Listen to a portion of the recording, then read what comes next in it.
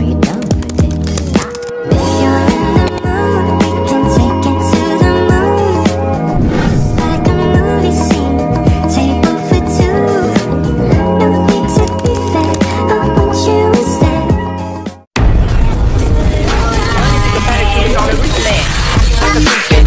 You're like it, ain't gonna be my girl. Stop jumping in my ride. Looking like your money, think about it, getting on the rich man. Acting like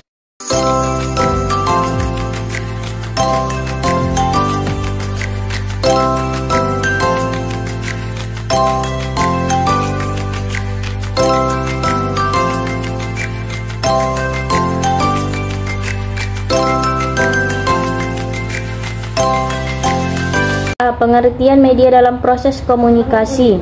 Media dalam proses komunikasi merujuk pada saluran atau alat yang digunakan untuk menyampaikan pesan dari pengirim ke penerima.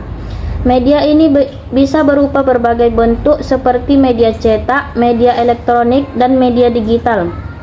Fungsi media dalam proses komunikasi yang pertama menyampaikan pesan, yang kedua meningkatkan jangkauan, yang ketiga meningkatkan pemahaman, yang keempat menghubungkan komunikator, yang kelima menciptakan interaksi. Secara keseluruhan, media memainkan peran penting dalam memperlancar proses komunikasi dan memperluas pengaruh pesan yang disampaikan. B. Jenis-jenis media pembelajaran. Jenis-jenis media pembelajaran dapat dikelompokkan berdasarkan bentuknya, fungsinya, atau cara penggunaannya. Jenis media pembelajaran yang umum digunakan dalam pendidikan yaitu yang pertama ada media visual, yang mana media visual ini mengandalkan penglihatan sebagai sarana utama untuk menyampaikan informasi, seperti gambar dan video. Gambar atau video digunakan untuk menggambarkan suatu konsep, objek, atau peristiwa secara konkret. Lalu yang kedua itu ada papan tulis, yang mana digunakan untuk menuliskan informasi secara langsung selama proses pembelajaran. Lalu ada grafik dan diagram, yang mana memvisualisasikan data atau hubungan antar konsep dalam bentuk diagram, grafik batang, garis, atau pichart. Yang kedua ada media audio. Media audio mengandalkan pendengaran untuk menyampaikan informasi seperti rekaman suara, yang mana bisa berupa rekaman ceramah, wawancara, atau pengajaran yang dapat didengarkan oleh siswa. Lalu ada radio. Radio media tradisional ini sering digunakan dalam pembelajaran jarak jauh atau sebagai alat komunikasi dalam situasi tertentu. Lalu ada podcast. Format audio yang dapat didengarkan kapan saja, sering digunakan untuk pembelajaran berbasis konten kreatif. Yang ketiga ada media audiovisual. Media ini menggabungkan elemen suara dan gambar untuk menciptakan pengalaman belajar yang lebih menarik. Seperti video. Video pembelajaran bisa berupa rekaman ceramah, eksperimen, atau animasi yang menjelaskan suatu konsep. Lalu ada film dan dokumenter, yang mana menyampaikan informasi dalam bentuk cerita yang bisa memberikan konteks lebih mendalam terhadap suatu topik. Lalu ada animasi. Animasi ini digunakan untuk menjelaskan konsep-konsep abstrak atau proses yang sulit dipahami melalui media lain. Lalu yang keempat ada media digital. Media digital memanfaatkan teknologi, komputer, dan internet dalam proses pembelajaran, seperti e-book. Buku dalam format digital yang bisa dibaca di perangkat elektronik seperti komputer atau tablet. Lalu ada aplikasi pembelajaran, aplikasi yang dirancang khusus untuk tujuan pendidikan, seperti kuis, game edukasi, atau latihan sosial. Yang kelima ada media interaktif. Media ini memungkinkan siswa untuk berinteraksi langsung dengan materi pembelajaran, seperti simulasi komputer.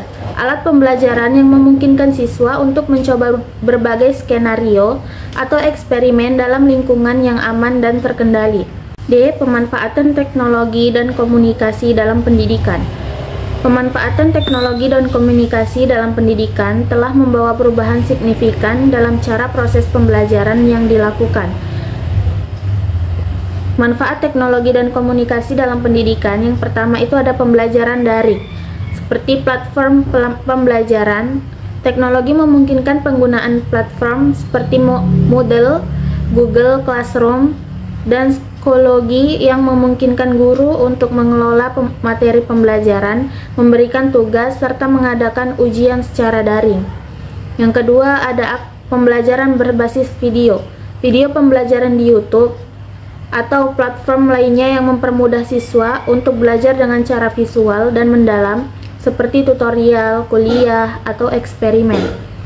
Yang kedua, ada e-learning dan m-learning. Yang dimaksud dengan e-learning itu adalah pembelajaran berbasis perangkat elektronik seperti komputer, laptop, tablet yang seringkali terintegrasi dengan internet. Yang dimaksud dengan m-learning, pembelajaran yang dapat dilakukan melalui perangkat mobile seperti smartphone atau tablet. Ini memungkinkan siswa untuk belajar di mana saja dan kapan saja, bahkan saat dalam perjalanan. Yang ketiga, ada penggunaan alat pembelajaran digital, seperti aplikasi pembelajaran. Ada berbagai aplikasi yang mendukung pembelajaran. Evaluasi penggunaan media komunikasi dalam pendidikan merupakan proses penting untuk menilai sejauh mana media komunikasi seperti teknologi, digital, media sosial, atau alat pembelajaran lainnya. Evaluasi ini dapat dilakukan dengan melihat berbagai aspek, mulai dari efektivitas, dampak terhadap siswa, hingga tantangan yang dihadapi selama penggunaan media tersebut. 1. Efektivitas penyampaian materi, keterjangkauan dan ketersediaan. Apakah media yang digunakan mudah diakses oleh siswa? Apakah semua siswa memiliki akses yang setara ke media pembelajaran? Misalnya perangkat internet aplikasi. 2. Keterlibatan dan partisipasi siswa. Interaksi sejauh mana media komunikasi kemungkinan siswa untuk berinteraksi dengan materi dan pengajarannya. 3. Aksesibilitas dan inklusivitas. Kesetaraan akses, apakah media komunikasi dapat diakses oleh semua siswa, terlepas dari latar belakang sosial, ekonomi, atau geografi mereka. 4. Kualitas konten, keterandalan dan akurasi informasi, apakah konten yang disampaikan melalui media komunikasi adalah informasi yang akurat dan relevan.